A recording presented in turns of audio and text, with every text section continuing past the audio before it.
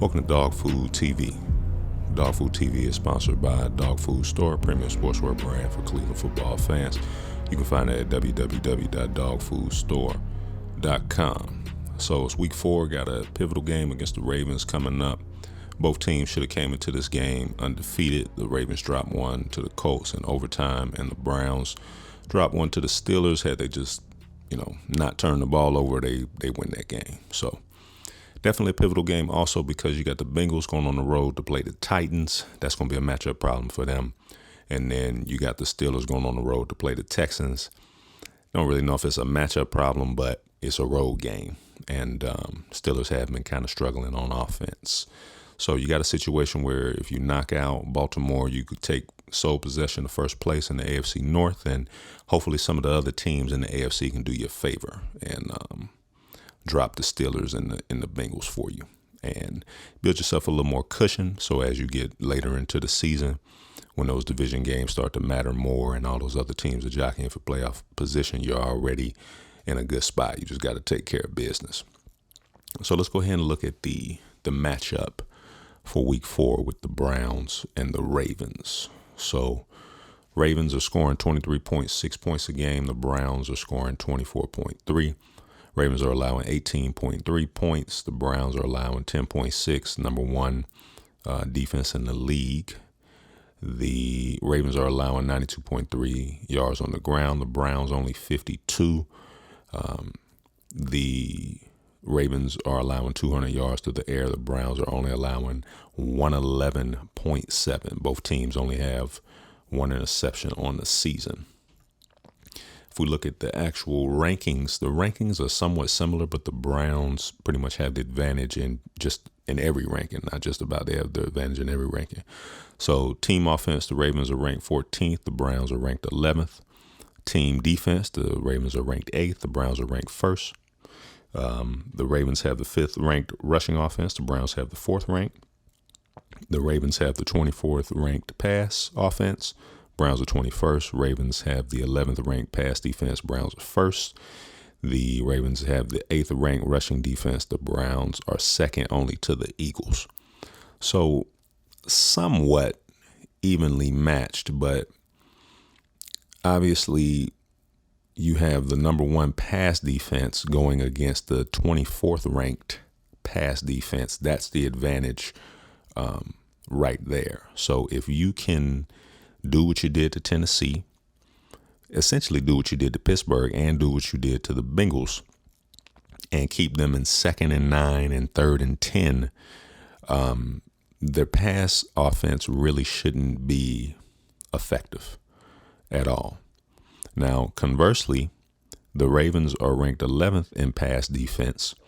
The Browns are ranked 21st. Now, we know some of that ranking has to do with the bad start the first 2 games. And we know last week against the Tennessee Titans, the Titans were ranked 25th, I think, against the pass. And so it would have been concerning if the pass game didn't look the way it looked last week. Again, it didn't look perfect. It wasn't A+, but it was a solid B performance. Stepping up to the 11th ranked pass defense is not like going to the 1st or 2nd, but they're definitely not 27th. So you're stepping up in challenge, but I think it's a good test and a good level up to try to build on the success of last week. So both teams are probably going to be able to contain the run to a certain degree. I would be surprised if either team rushes for more than 100 yards. But with that being said, the Browns have the opportunity in the event that both teams are one-dimensional that they can use their number one pass defense to wreak havoc and either create some turnovers, get some pick sixes, or just, play the field position game where obviously they have the best kicker in the game. The Ravens do, but, if you got to kick field goals, you want to kick them. You want to kick shorter field goals. So definitely a good matchup for the Browns. They match up favorably in this contest. Now, ESPN has a stat that we kind of looked at. It's called Run Stuff win rate, and it has been updated as of the 26th of September, which is 2 days ago. So now the thing about this stat, I don't really think it correlates with the actual effectiveness of a team's run defense. I think it just tracks how many times that the team is stuffing the run. But it's an interesting stat nonetheless, and I'll explain why I don't think it's indicative of run defense. So the Browns are number one in run stuff win rate with 43% run stuff win rate. The Baltimore Ravens are 18 with a 30% run stuff win rate. Now, we just saw that the Ravens have the eighth ranked run defense. So they are ranked eighth in the league in run defense. The Pittsburgh Steelers in this run stuff win rate are ninth with a 33% run stuff win rate.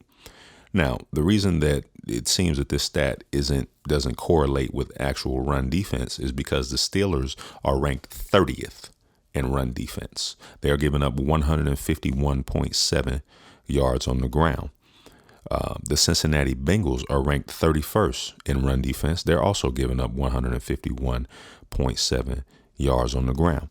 And if you watched any of the early videos, we discussed that in the AFC North, if you're not a top 10 run defense, you're not winning the division more than likely. And as it stands, if this holds true for the rest of the season and the Steelers and the Bengals are in the bottom third in run defense, they're not going to the playoffs. And if so, they're going to creep in and they're probably going to get bounced out. Because if you can't stop the run, you're not going far. So remember what I said about the Bengals going on the road to play the Titans. The Titans just got stuffed by the Browns last week. They are going from playing the number 2 run defense that they played last week in the Browns to the 31st run defense. If you have Derrick Henry on your fantasy team, he's probably about to go nuts. He's probably about to go bananas.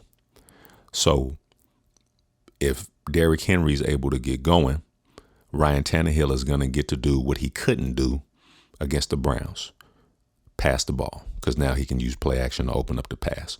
So the Titans definitely have the potential to knock off the Bengals. The Titans have the number 4 rushing defense in the league. They have the 28th pass defense. So Joe Burrow might be able to carve them up, but this is probably going to be a high-scoring game because the Bengals can't stop the run. The Titans can't stop the pass, as we saw last week. And where are the Bengals at in passing defense? The Bengals are 12 in passing defense. So that's probably going to be a high-scoring game. It's a good matchup for the Titans because if Derrick Henry is going crazy and it's a situation where you're not playing from behind, that's going to be a good situation for the Titans.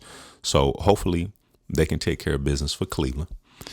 And, again, I think this matchup is favorable for Cleveland against Baltimore. So I think the opportunity to exploit the Ravens is going to be where their pass offense has struggled. So if you stop the run and force them into long passing downs, you're gonna have the opportunity for some tip balls and some interceptions. Lamar's probably gonna get out there and scramble, so you attack the ball, try to force some fumbles. So definitely a big week. I'm not gonna say it's a must win because with this defense, I don't think any game is a must win because this defense allows you, even if the offense is struggling or they come out flat, to play the field position game. Jim Schwartz he has them. They're on a historic clip, I'm sure. And once we get later into the season, we'll have to look a little bit more into that. But if it's a field position game, that bodes well for the Browns. But you hope that they can build on what they did last week against the Titans. So we're going to do a prediction video next, as far as what should happen or what we think is going to happen against the Ravens. But definitely going to be a good game. Looking forward to that. Hopefully the Texans can also do a favor to the Browns. Let's take a look real quick at that matchup. We said that the Pittsburgh Steelers are number 30 against the run, and they are number 22 against the pass. The Texans are 17 against the run, and they are 17 against the pass. So, Pittsburgh's offense has been struggling. So that you might have a situation where both of those teams lose and you had the opportunity to drop the Ravens. So that would be the best case scenario going into San Francisco, which should be the game of the week. And then you go into the bye. Hopefully, if you can, worst case scenario, get a split, go 1-1, but ideally go 2-0, and then get into the middle part of your schedule.